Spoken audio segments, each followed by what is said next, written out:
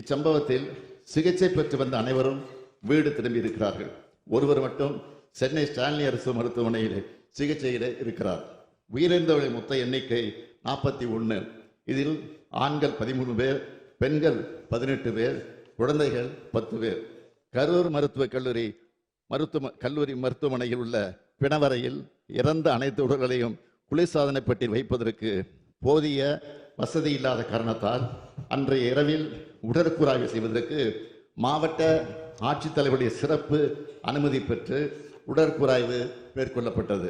உடனடியாக உடற்கூறாய்வு நடைமுறைகளை முடித்து பாதிக்கப்பட்ட துக்கத்தில் இருக்கக்கூடிய குடும்பங்களிடம் உடல்கள் ஒப்படைக்க வேண்டி கரூர் அரசு மருத்துவக் கல்லூரி தடவியல் துறை தலைவர் சங்கர் அவர்களுடைய தலைமையில் 24 மருத்துவர்கள் மற்றும் 16 உதவி பணியாளர்கள் அடங்கிய குழு அமைக்கப்பட்டு உடற்கூறாய்வு செய்யப்பட்டது.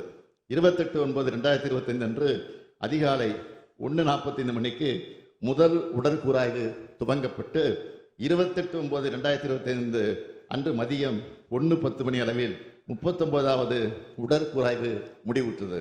காவல்துறை உயர் அதிகாரிகள் தலைமையில் 200க்கும் மேற்பட்ட காவலர்கள் 27/9/2025 அன்று கரூர் அரசு மருத்துவக் கல்லூரி மருத்துவமனை வளாகத்தில் குழுமிய பெரும் கூட்டத்தினரை ஒழுங்குபடுத்தி எந்த ஒரு அசம்பாவிதம் ஏற்படாமல் கவனித்துக் கொண்டனர்.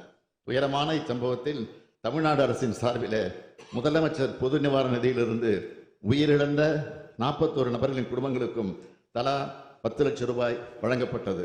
தீவிர காயமடைந்த 47 நபர்களுக்கு தலா 1 லட்சம் ரூபாயும், வெளிநோயாளிகளாக சிகிச்சை பெற்ற 55 நபர்களுக்கு தலா 50,000 ரூபாயும் என மொத்தம் 143 நபர்களுக்கு 4,84 லட்சம் ரூபாய் முதலமைச்சரின் பொது நிவாரணத்திலிருந்து வழங்கப்பட்டது. இந்த சம்பவத்தை விசாரிக்க 28/9/2025 அன்று ஓய்வு பெற்ற உயர்நீதிமன்ற நீதிபதி திருமதி அருணா ஜெகதீசன் அவர்கள் தலைமையிலே ஒரு நபர் ஆணையம் அமைக்கப்பட்டது.